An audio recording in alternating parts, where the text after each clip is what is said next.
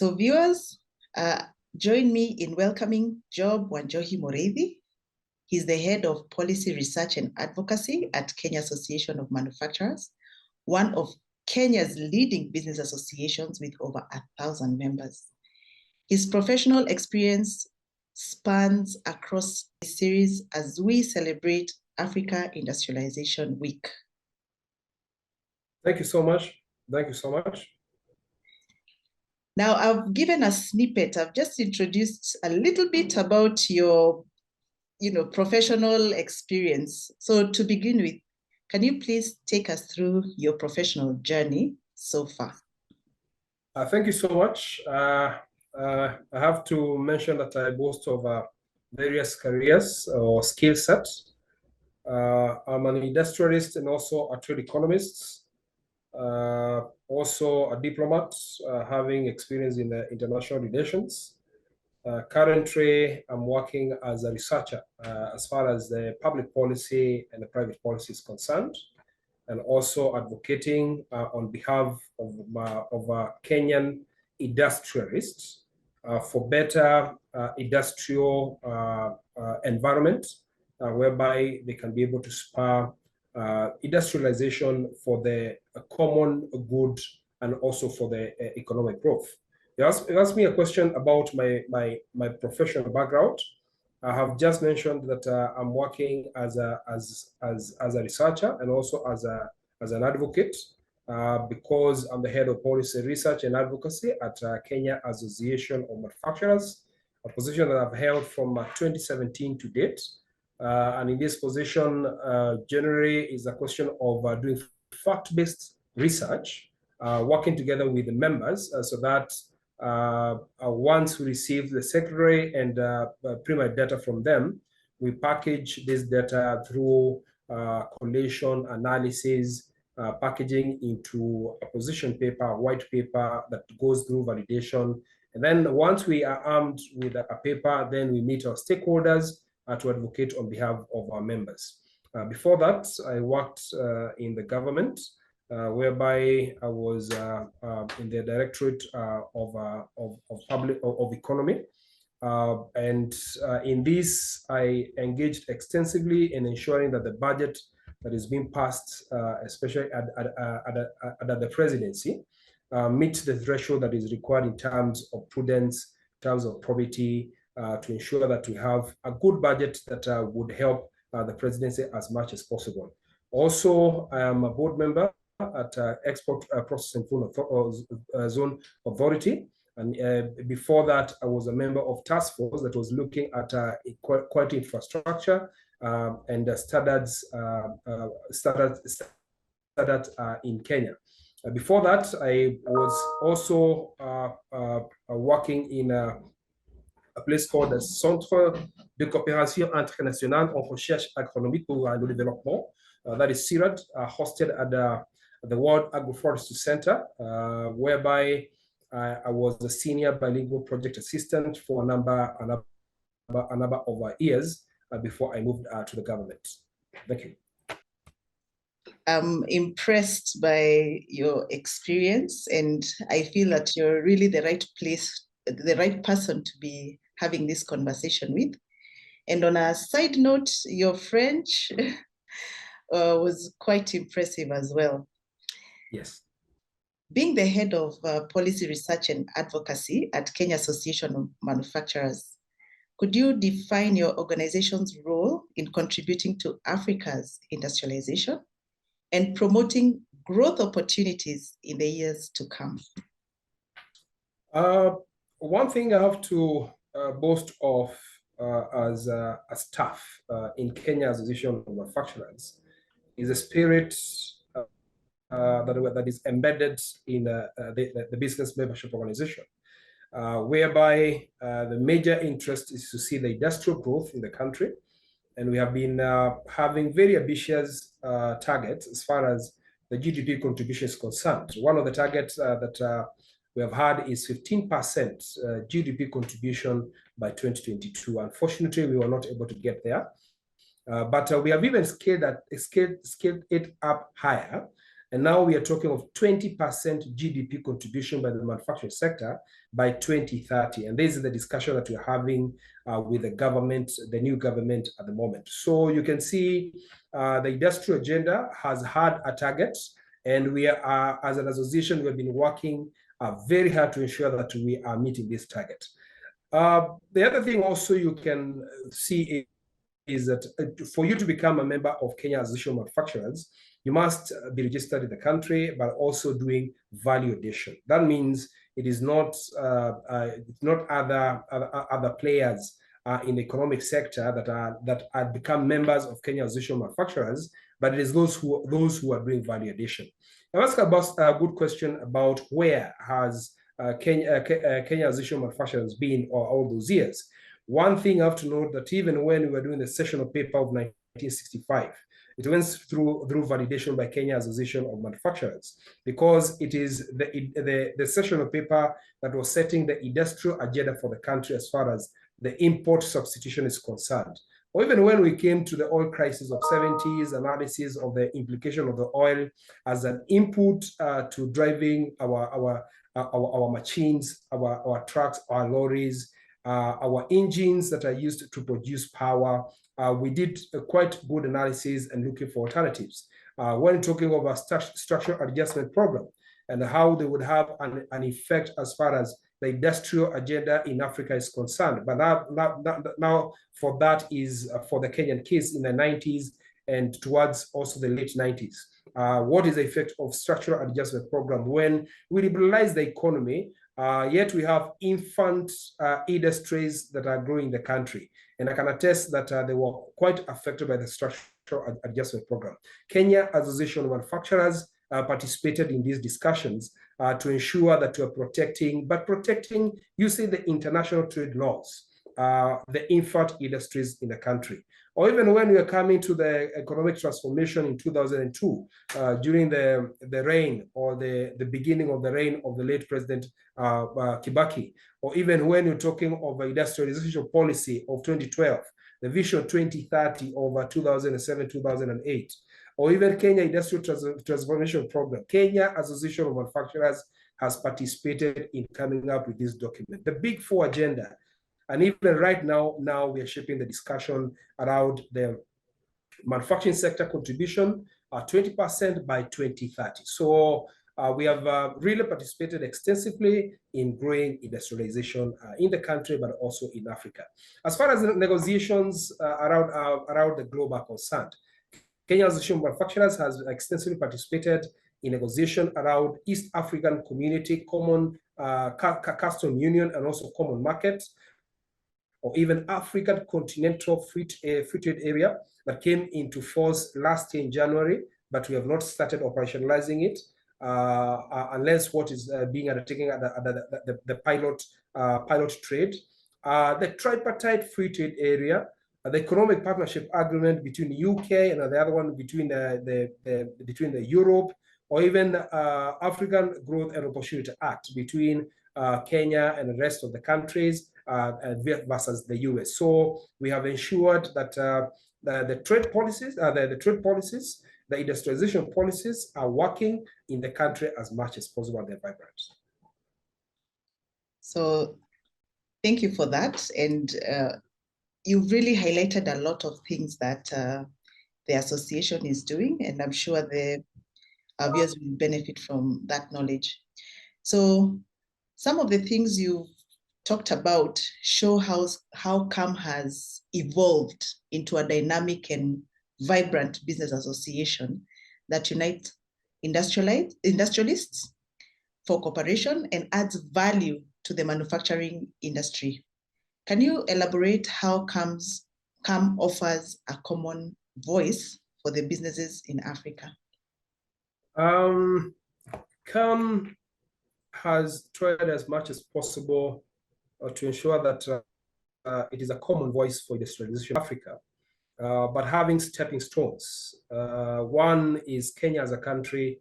You move to the EAC region, and you get to the COMESA region, and then we have an umbrella body at the African level. All these are stepping stones to ensure that CAM is a voice for industrialization in Africa.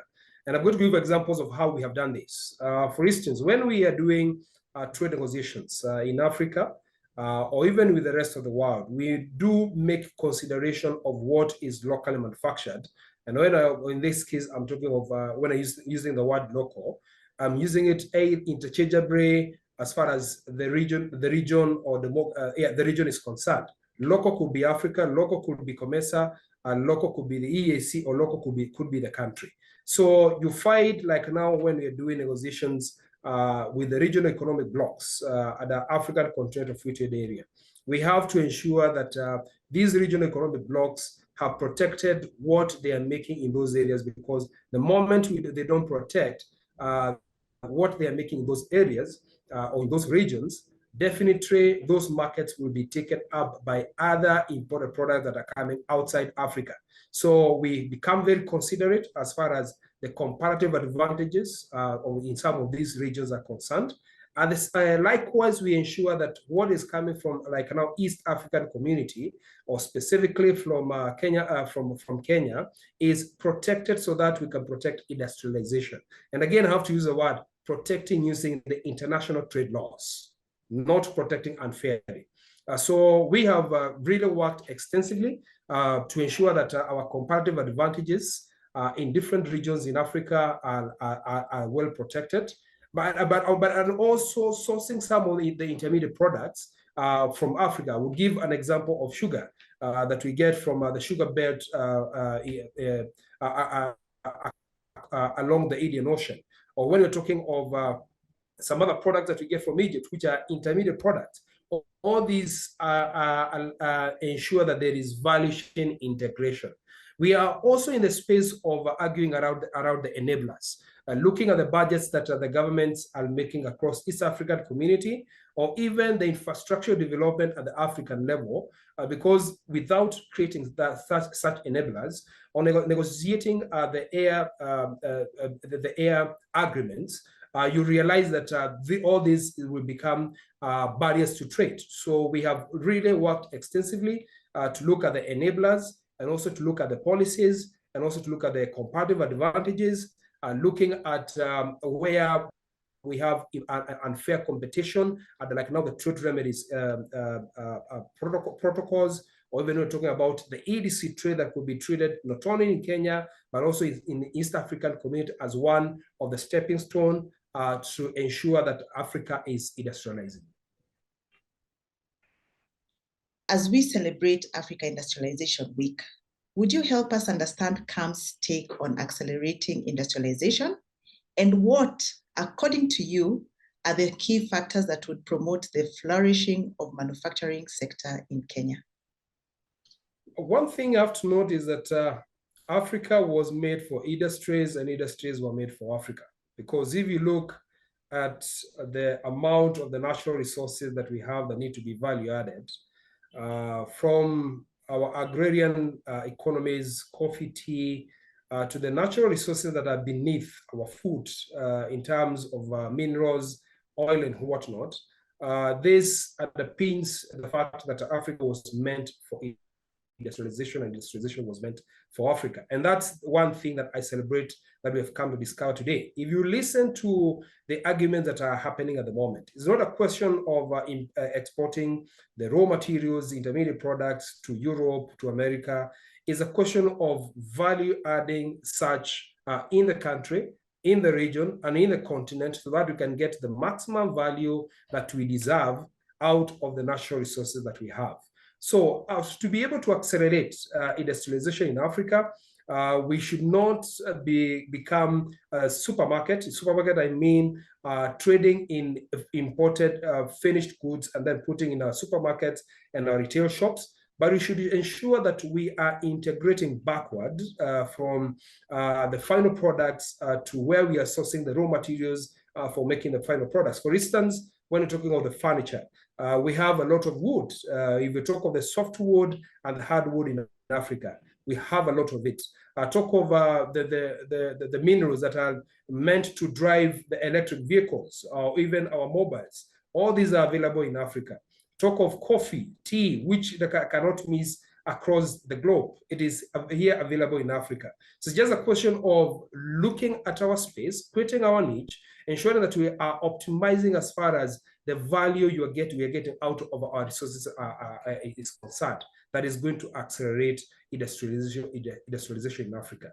Notwithstanding that we also require to move from third industrial revolution to fourth industrial revolution, where there is speed, there is integration, there is all this happening, and you find that there's mass production that is happening at the fourth industrial revolution. A lot of robotics, a lot of digitization that is happening, so that we are at par with the rest of the world.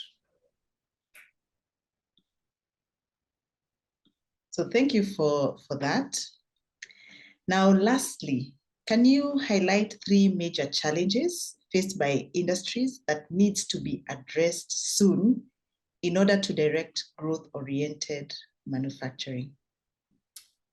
I have to note that we lack what I call the level playing field and competitiveness, and this is hurting Africa big time, because the products that we're getting from our factories are more expensive than products that are coming from China, from Europe, and from the US, because of the factors of production in terms of taxation policy, in terms of our farm level interventions, in terms of regulation that have been put in place. So we need to have concerted efforts, dedication. We awaken our conscience and ensure that we are driving the competitiveness of the goods that are produced in Africa, and in general, what we are making in Kenya. So that's one big area. It's a big basket that needs to be unbundled, because even the cost of power comes in there. The cost of labor comes in there. We were trying to unbundle the cost of labor in the textile and apparel industry yesterday, comparing Sri Lanka and Kenya. In fact, it is X2 in Kenya than Sri Lanka. So the goods that are hitting the market are being hurt by that cost, by the cost of labor. So that's one big basket. The second big basket is the market access. Market access, again, partly because of the competitiveness, but also because of the enablers that have been that have not been created. We're talking of willingness to trade in Africa.